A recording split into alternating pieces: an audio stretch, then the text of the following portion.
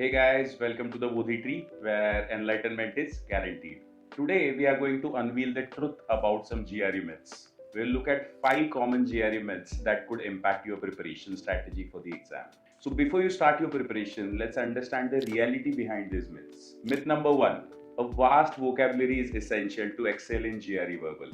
Well, once upon a time, there was some merit to this belief, especially prior to August 2011, where the old format was active. Now, in the older GRE format, vocabulary was not asked in contextual format where understanding the overall meaning of a sentence is important.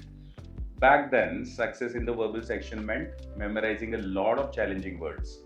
However, times have changed. The new GRE is all about understanding words in their context.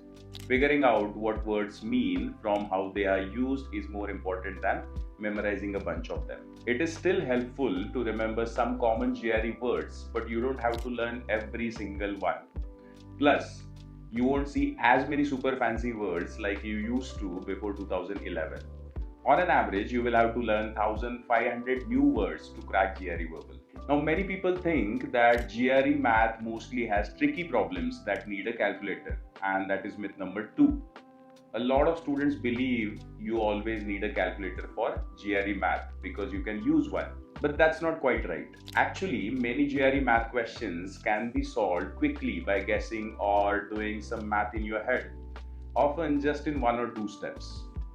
Even the harder problems can be solved with mental math and a little writing. Only a few really tough math questions require a calculator during the test. Also, using a calculator too much on easier math problems can impact your ability to perform quick calculations and make your scores lower.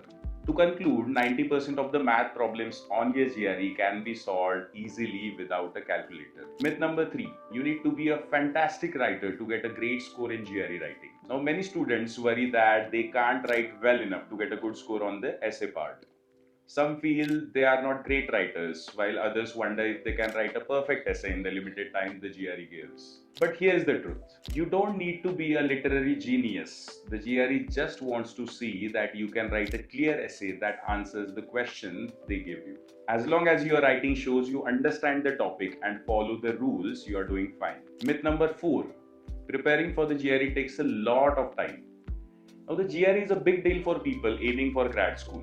Right from your college days, advisors and professors talk about how important it is. This can make you think that studying for the GRE will take forever. But the truth is, it doesn't have to be a super long process. Lots of students get ready in just 3 months or even less. You just need to figure out a good study plan, check out a good GRE study guide, and be consistent to get the results you want. And the last myth is you need top scores in every GRE section to get into good grad schools. Many people think that if they don't do great in one part of the GRE, they won't get into a good grad school. But that's not how it works. Grad schools look at your scores in each section separately: verbal, quantitative, and AWA. They have different expectations for each section depending on what you are studying. For example, if you are going into math or engineering, they might care a lot about your quantitative scores but not as much about your verbal or AWA scores. On the other hand, if you are studying philosophy or English, they might care more about your verbal and AWA scores. Some grad programs might not even care that much about GRE scores at all, so don't stress if you don't get perfect GRE scores across the board, because you still have a shot at good grad school. If you have specific questions about GRE preparation or the admission process itself, write them down in the comment section and we'll get back to you with an answer. Thank you for watching the video. Don't forget to click on the like button if you haven't done it already. Also subscribe to the Bodhi channel for latest updates in the world of international exams. Click on the bell icon to get notifications and stay tuned for more educational videos like this one.